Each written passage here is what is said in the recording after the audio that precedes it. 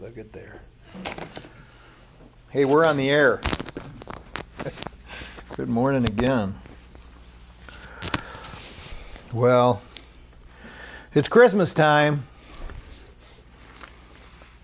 Look at all, what the heck is going on over here? The pile of Christmas over here. Man, somebody's getting a lot of stuff. So I sent the text out this morning, and I don't know who got it, but it says Christ Mass, Christmas, Christ Mass. And this, you hear people like wanting to be kind of stern about the whole Christmas thing. Remember to keep Christ in Christmas. How can you not? You know what I'm saying? If it's in you and it's about giving, how can you not? I know sometimes we can get caught up in all of the stress, all of the worry about, oh, did I get enough? And then you think, oh, maybe I should have got something for this person, and oh man, and it's getting late, and then on the other hand, sometimes we worry about whether we're going to get what we wanted. And I remember when I was a kid, I was always worried about that. But then I think as I remember back, I'm thinking that there were other times other than when I was a kid when I was worried about whether I was going to get what I wanted. But this is a symbolic time. And the symbolism is for our benefit. The symbolism of this Christmas story is for us to use to help ourselves grow into the role that is there for us.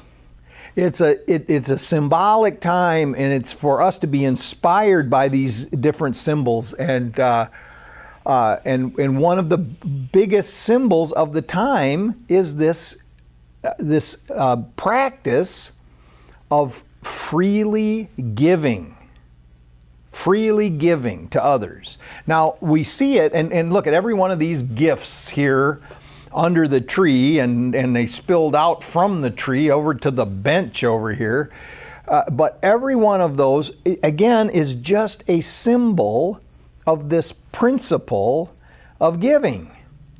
And the reason that we give at this time, the most beneficial reason is that it puts us in the proper mindset, that the act of giving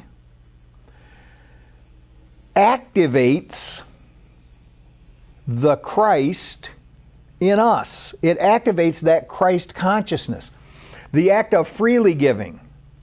The problem is that when we give from a sense of responsibility, when we give from the place and from the point of view and state of mind that, oh, I've got to do this because otherwise how would it look? Or when we give grudgingly, we want to look good, but we really are kind of afraid we don't have it, we can't do it. These things all interfere with us being able to actually turn on that Christ Spirit in us, to become one with it. So if we remember that, and this is, I've talked about this for years, is the idea that we have to get it out of our mind, this idea of sacrifice. It's a very attractive idea. We would like to be the martyr, the person who we think we really, sacrifice for the betterment of others, and, we give even when it hurts. But I'm saying if it hurts, don't give.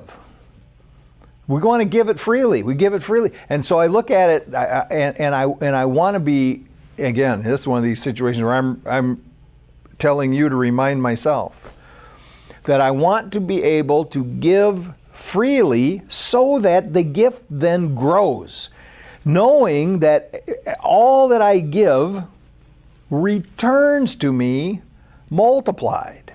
And that all of these things, all these material things, that's nice. There was the resources were available to manifest some material things, and that's nice. But again, these are just symbols. And that the real giving is what's behind it. The real giving is what's behind. So if we're in a position where there really isn't the resources materially to do everything that we'd like to do, we should not feel bad. And we should not think that we cannot participate in this time, because there is something that we all have to give. We all have plenty of to give to all of those around us. And we can figure out, if we just relax, we can figure out a creative way to show that. And what we have to give is this love of God that exists within us and between us and all around us. And so this is then the focus. It's all well and good if we can buy somebody a nice present. But we can give and we can share whether or not we have the funds to buy the present or not. So, and the reason, the story, we think about this Christmas story. And by the way, the Christmas story only shows up in 2 of the Gospels, and the birth story, and they're different. Each one of them's different. They're not the same. They actually kind of contradict each other in different ways. But that's not important. It's the importance is the story is this narrative of the birth of a child that is divine in nature. And that the symbolism is that if we get our minds right, this entity, this divine child, can be born anew in us. Now somehow the sign outside was supposed to say, on one side it was supposed to say born anew, and on the other side it's supposed to say in you. Maybe that'll get done tomorrow. I don't know. I don't know. But it'll be up there before Christmas. So born anew in you. And this is, again, we celebrate this particular at this particular time every year. But there's people out there that argue, well, that's not when it happened. Birth was actually happened because we sat down and figured out. It doesn't matter. We have decided that this is the time that we're going to celebrate this event, this birth of the Christ child.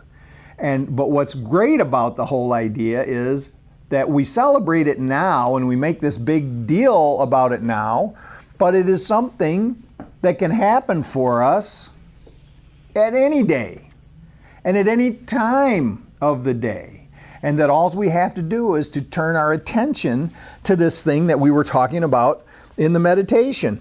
So for Christmas Eve, the meditation for the day is the word is born, and the affirmation is like a question. It says, "I am born again." And we think about at that time, it's just a convenient date. But the principle is universal, and it's every day. Today is the eve of symbolic rebirth. It is a reminder of the birth of the Christ in us. And this day, that Christmas Eve, Tuesday, that could be a frantic day.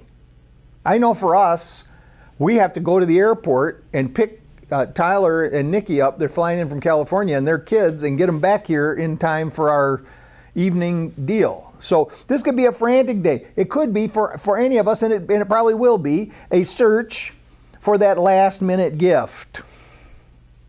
A trip to the grocery for some forgotten item. There will be many opportunities to give patience and calm to others. So these will be your gifts that you're just giving out as you go out there. As you move through the crowds at the mall or in the market, give each person a present. Give each person that you pass a blessing. This blessing is like such a simple thing, and once we start doing it, it is so comforting to ourselves, and it actually, I believe, goes out and has an effect on those around us. I can't prove it, but it seems like that's what happens. When what I do is I see the Christ in them. When I see the Christ in them and know that they are each and every one on a divine mission. In the mall, in the grocery. That may not have anything to do with their mission, but I know they're on a mission. As I stand in line, waiting my turn, I want to be calm and at peace. Because you know how that can be. You got places to go, things to do, people to see. And these folks in front are kind of impeding the progress that you want to make. To be calm and to know inner peace at that time is a blessing and a gift, a Christmas gift to every other person in the store. And it probably reaches farther than that. So what happens then is when we're in that mindset, we actually become, that, by the way, the Christ means anointed. It means the anointed one. The Christ is our anointing. So we become anointed by taking on that frame of mind, but we also become the anointer, the one who passes on the blessing to those other people that are around us. We then are a blessing to others. We are a blessing to ourselves. And we are setting the tone for Christmas. We're setting the tone in our minds, but also in our surroundings. And then I try to think about this on Christmas Day as the crown. And this is now myself. If I unfocus my eyes and get to that place where I've got like soft eyes, I don't know if you've heard of that or not, but anyway, I can see the aura around all of you. Right now, I see it very clearly. I can see different variations of color, but this aura that we observe, and some people don't see it at all. Some people see it all the time. So it doesn't. I don't think it means anything whether you see it or whether you don't see it. But the point is, if you do see it, to realize that this aura is that same effect that the old artists trying to paint pictures of holy people would put halos around their head. And that's what it is. So on the 25th of December, on Christmas, the affirmation for the day is, I am crowned. And to realize that the aura that you may or may not see around other people, that is also around you. And and you are crowned at the top of your head. The Christ light is crowning you. And to get that sense and say, and I mean, to actually say it, and it sounds corny, and I don't know if you actually want to go get in front of the mirror, but at least to say it to yourself, that the light of Christ is born in me today. And just, I don't care if you even believe it. I don't care if you disagree with it. Just like what the Course in Miracles says, doesn't matter whether you agree with it. Doesn't matter whether even if you're violently opposed to the idea, just say it and see what happens. Because when we say these things to ourselves, there's some inner working that begins to happen. The power of the word becomes manifest. So then we consider this idea of that Christmas is a symbolic time of rebirth, and that all the potential of this divine child is germinating in us.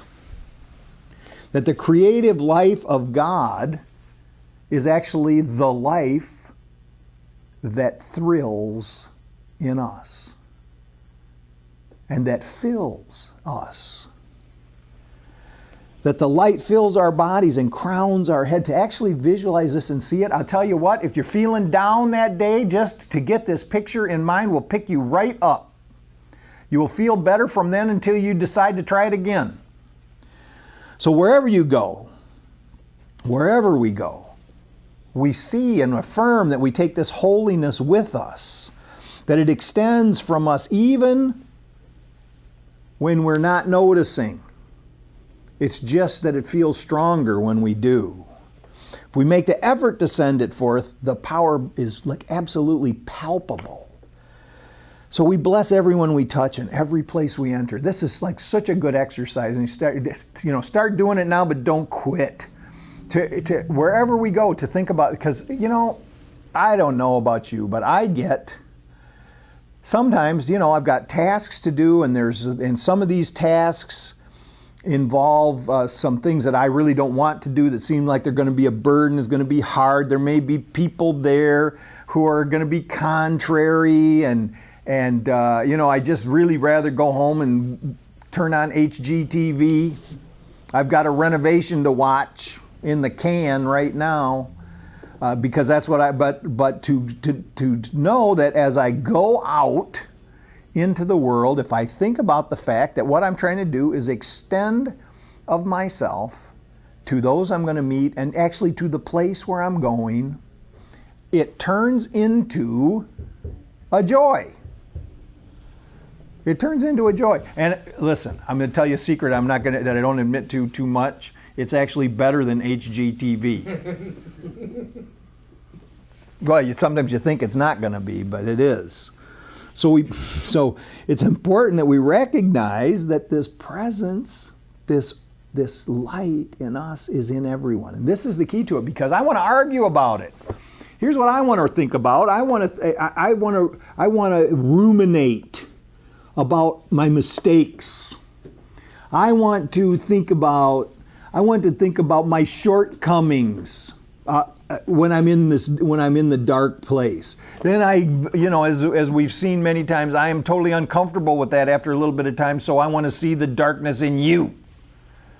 But I can change all that around if I just start thinking about this light that's in me, not just in me, is in you. And then maybe I can't see it in me right now for whatever reason, for whatever regret or resentment or jealousy or upset that's going on in me. But then if I can try my best to see it in you, then I know it's in me. So this is really what we're talking about. We're talking about giving and receiving. That I give what I need, I give what I want, I give what I need more of, and I get it. It comes back to me. So the power to recognize that this presence in ourselves is the actual power of God. Now, hey, look, just a thimbleful of it maybe, okay? But that's more than we need. That this is the power of God in us, and that this is power, and it's the power and it's the inspiration for us to go out there and lead a life. See, we can think about this Christmas season as, and always, I think this is important. It's a new beginning. It's a good starting point. It's a new beginning. If you miss this one, then you can use January 1st can be your starting point. But whatever day you make a decision that I need to have this new beginning, I want this Christ presence to come alive in me. I want to be aware of it. See, here's the thing. It is. This Christ child is in you. The whole deal is just becoming aware of it. This Christ child is in you all the time, every day, everywhere that you go. It's just we don't realize it because we get caught up in the little mundane things. So, okay. To recognize this presence in ourselves and in others. To realize that through this inspiration, we are able to realize our aspirations. To realize that this is indeed our true identity, and all this other little petty stuff that we've been messing around with is nothing. It is nothing. And when we start to participate, and I'll say it like this, when we start to participate with the heavenly hosts of which we are a part, then this life lifts up. This life lifts up for us in every moment. And we become this light of Christ. This light of Christ that is crowning us. This light of Christ that is as Paul said, our hope of glory. It becomes us. It is us, but we realize that it is us. And that's a Merry Christmas. That's enough. Thank you.